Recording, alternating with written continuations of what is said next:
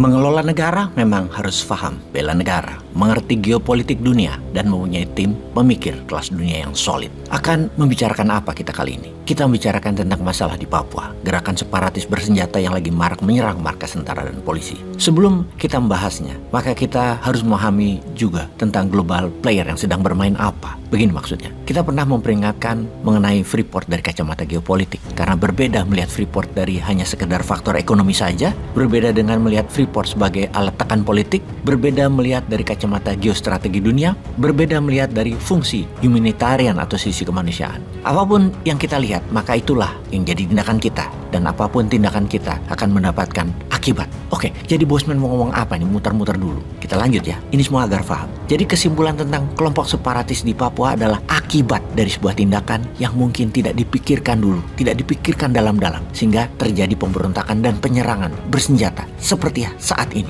Akibat dari apa? Baik, sebelum menjawab, kita rincikan dulu fakta. Senjata rifle atau senjata laras panjang yang dibawa mereka para pemberontak separatis yang ingin Papua merdeka adalah AR-15 buatan Armalite. Ukuran peluru 5,56, mirip M16 buatan pabrik Colt. Namun AR-15 Armalite kita membacanya bukan dari jenis senjatanya, namun manufakturnya dan penjualannya yang bermarkas di Phoenix, Arizona adalah data kunci menganalisanya. Senjata apapun jenisnya, mau pistol P1-nya pindad ataupun rifle senjata laras panjang, tidak sembarangan bisa ditembakkan. Perlu latihan, perlu pembiasaan, ada tendangan atau after effect hentakan yang disebabkan semakin besar kaliber atau peluru, semakin besar hentakannya. Fakta berikutnya, mereka sangat mahir menggunakannya. Artinya mereka ada yang mengajari, ada pelatihan, dan semua itu tidak murah, juga tidak cepat. Lama pembiasaan itu. Di dalam sebuah penangkapan di Filipina Januari 2023 lalu oleh pemerintah Filipina yang ternyata dia adalah anggota separatis Papua. Seorang pilot, Anton Gobay.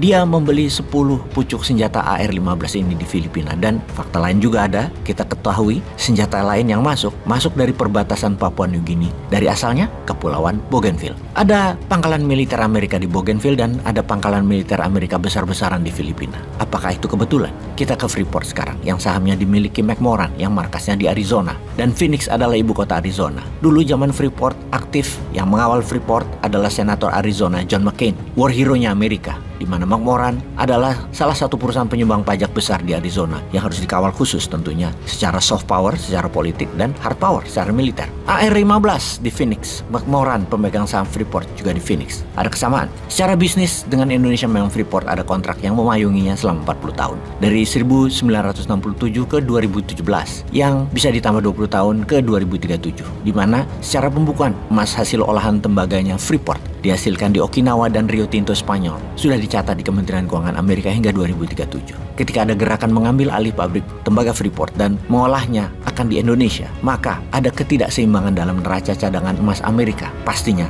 yang ini sangat tidak disukai Amerika. Ini menantang hegemoni Amerika. Analisa itu pernah kita ungkap berkali-kali di mana kita Indonesia bisa menghadapi dua hal. Terorisme berbasis agama yang memang tombolnya di CIA dan kelompok separatis bersenjata yang juga tombolnya ada di Amerika. Pastinya Amerika tidak akan konyol terang-terangan pakai tentaranya atau operasi intelijennya secara resmi. Kita tahu Wagnernya Putin yang bermarkas di Argentina, yang beroperasi di Afrika dan sekarang memiliki 50.000 tentara di Ukraina. Rusia itu berperang di Ukraina tidak pakai tentara warga Rusia. Terbanyak adalah tentara bayaran melalui Wagner Group. Demikian juga Amerika. Amerika punya Blackwater Private Army, juga punya Triple Canopy yang berbasis di Portugal misalnya. Bisa-bisa saja mereka menjalankan misinya. Untuk Papua kita harus mengerti anatomi musuh kita siapa dan yang memayunginya siapa. Di permukaan dunia terlihat ramah, pejabat antar negara yang berperang terlihat ramah, saling sapa, saling jabat tangan, namun di bawahnya shadow bayangan mereka saling hujam, saling tusuk. Sungguh tidak sederhana memahami dunia geostrategi kawasan dan hegemoni. Jadi kita harus melakukan lobby. Lobbynya bukan hanya ke Amerika doang, Australia sampai New Zealand kalau perlu, karena Kapten Philip, pilot Susi Air yang disandera adalah warga negara New Zealand yang saat ini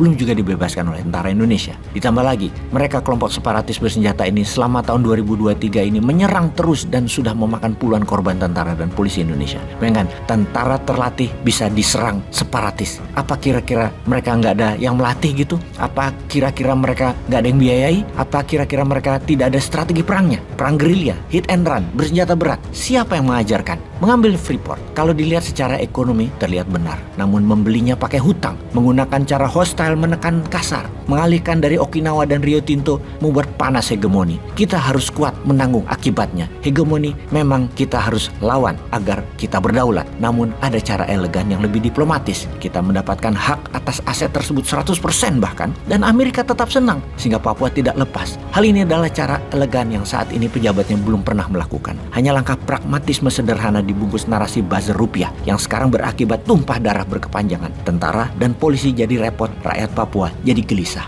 Wahai sahabat, hati-hati dengan Papua. Jangan sampai anak cucu kita nanti nyanyi lagu wajib dari Medan sampai Ambon berjajar pulau-pulau karena Sabangnya lepas, Merauke-nya lepas. Peace.